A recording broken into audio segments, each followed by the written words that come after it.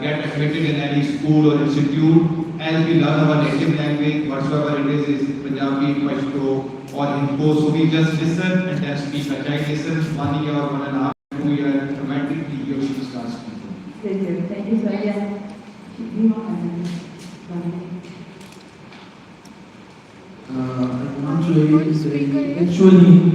Listening is a stimulus which actually initiate neural process. When you actually listen something, after listening, you actually process the whole thing that what is there, and then after that, the awareness area actually produce such speaking. So I think listening is important. First, it is a stimulus, and response to that stimulus, we react. Reaction is actually speaking and writing. Thank you.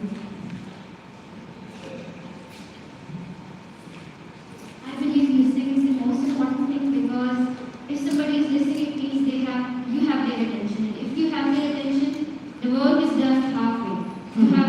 Then you have to work on the other things. And when we are listening, we are just listening. We don't have to activate other skills like thinking and thinking about creative writing. Listening is the first step. Okay, so on the frequency, pronunciation, and rhythm, and vocabulary and context, try to talk about that in terms of listening. So, how are they connected?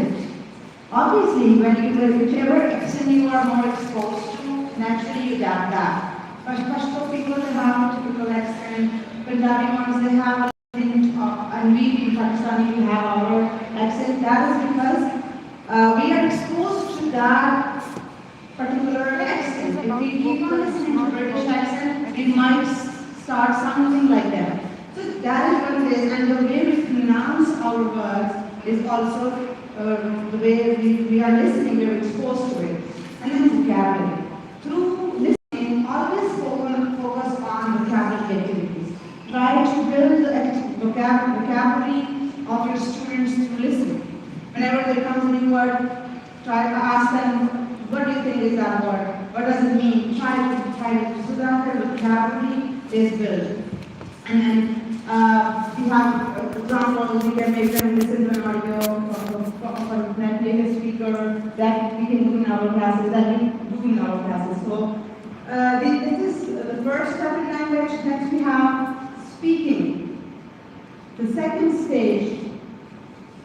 So there is something there, we want to talk about that, we want to talk about your own thoughts on speaking. As a second stage, I want you speakers, yeah, someone who doesn't participate much. So a good speaker is a good writer. Like listening is the first step, and when it comes to speaking, after that they can write it well. Like they notice, we know that the second language learner has more intrinsic knowledge of the language than first or native speaker, because they used to notice small things, grammar and everything in vocab. Like it will increase their vocabulary and the way they can write the sentence structure and everything. It is the only way to focus more on the writing or the word structure and the grammar composition and everything. Okay, yeah. Anyone else? About building confidence with speaking? I think this is the human nature, that they take whatever they listen or they watch. So if they feel that the thing is right, so they try to imitate it. So first of all, when they are listening to something, they are listening to the language, it is the first step. And when they feel that it is right, then they try to imitate it in the form of speaking. So listening comes first and then speaking when they are imitating. Okay, yeah. These days we've seen some cases of children who watch Cocomelon and all those cartoons all the time from the early stages. They are imitating those sounds. I have my cousin's son, and they are not doing speech therapy because he's 7 he can't speak. He only speaks because of those cartoons. So because that was the first language or whatever sounds he was exposed to, he can only speak those now. So this is how important it is to work on the listening, because that is what your student or the child speaks. Anyone? Yeah, building confidence. How do you overcome that? Because we have shy students. Speaking is important because it allows learners to use the language accurately, to pronounce things correctly, to practice vocabulary and grammar. And this improves fluency and their articulation, etc. Yeah. Thank you. Now reading. Third stage is reading. What does it help with in terms of language learning? Actually, ma'am, reading is, you can say in depth scale, you can speak, but if you don't have too much reading, your ideas would be not too much impressive or expressive or valuable. Reading is a food for thought. Without reading, you cannot be you can say a mature speaker or mature writer. Reading has again an input, so there is a very famous quotation that readers become leaders. So reading is very important for mature writing and mature speaking as well. And for again unconsciously when we read, so grammatical structure, we are taking grammatical structure, we are taking vocabulary of native speakers, as mostly the reading is authentic material. So without reading, we cannot become a good writer and a good speaker. Although we can communicate, but if we want, we are being a scholarly life or an academic setup, we cannot achieve speaking and writing without. We have to read too much if we want to become a good speaker and at the same time be good writer. Yeah, I agree. Thank you. Yeah. Yes. I personally believe that if you have to be a good speaker as well as a good writer and a listener, you need to be a good reader. Like you quoted with an example that most of us are into Turkish Korean seasons, but if we are not able to read the subtitles, it is of no use. If we are not able to understand dialogues, and then there comes a stage when by reading subtitles we get so used to the vocabulary that we start understanding it without reading the subtitles. So if reading is not strong, I guess it is a weak point of the whole language. Yeah, grammar, reading helps with grammar, with sentence structure and all that. I mean, you can communicate even through signs, signals, symbols, whatever. But in order to become a good at any language, in order to just be a good, maybe English speaker, you have to read a lot. Yeah. So all I said, but I want to add something, that nowadays the things are going quite creative, like we can see that syllabus and curriculum is totally converting towards SLO based. So for SLO based learning, and we can see that nowadays the most of focus is on essay writing and paragraph writing and creative writing. So for that creative writing, one must be a good reader, like it increase their imaginative form, their creativity, and the way they can see the things or imagine the things and write it out. Like it is the basic, or we can say that assisting, giving a assisting role as speaking and listening. Yeah. Now what about writing? I face a lot of problem in writing because of whatever assignment I get to my students, it is all copied. So how do we overcome that? How do we make them good writers so that they don't need to copy? I mean, obviously they can take ideas, but copy, I yeah. actually tell my students that AI should be your master, because whenever it comes out of your mouth or out of your mind is yours, then you can ask the AI to help you. But then, how to improve the writing is that I don't give the set techniques which are very set, that okay, write a paragraph on this, or write something related to this. No. We actually had an activity about adjectives, and I asked them that tell me something which defines you as a good son. Or I actually know their traits now by now, so I asked individually that okay, you have this trait. Write down your adjectives in a sentence which describe you right now, and tell me in the order of adjectives They had a hands-on activity, what are order objectives, what are objectives, but at the same time, they wrote something from their mind. They could not ask AI individually, who am I? Can you tell me who am I? Obviously, they're going to have to think first. Yes, they can ask the adjectives, obviously, that's easy. Obviously, little help is fine. They're going to have to think for themselves. The writing actually tells you that someone has a need to express themselves. They don't want to express vocally. This is the best we can. They can express themselves, they can print themselves. That is why we have journaling. That's why we have diary writing. We ask kids to write diary. We ask everyone to write letters. Because this is the medium through which we can vent without having the pressure of feeling judged right at that moment. So writing helps you a lot as well. Yeah, anyone else here?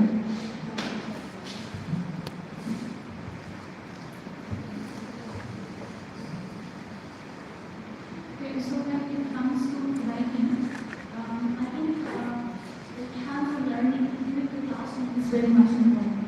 But we can do that, we can make students write certain things, and let's suppose I have a written projection of 30 minutes, and give this round out of it is of 40 minutes. So in the last 10 minutes, I can quickly ask them to write a reflection of what they have learned, and this is one of the easiest and the quickest activity that can make them brainstorm as well as it can help in their writing. So I usually try it and it works a lot. Once they practice a lot, they can write more. Yeah. And then giving them constant feedback from that writing. Yes. Obviously. Yeah, anyone else? You can ask your students to you can write their thoughts or whatever they're feeling at the moment. You can have a small activity of writing, whatever they're feeling, whatever is stressing them, why are they worried, or anything like this for 5 to 10 minutes. And you can only ask them to write the keywords of this, and then you can later ask them to write a paragraph of it. This small activity will, I would say, motivate them that they can write. I think the students must need to understand this, that they can write. When we give this acknowledgement to them, yes, that you can write and it's good, that your writing is good, then this will enable them to confidently write.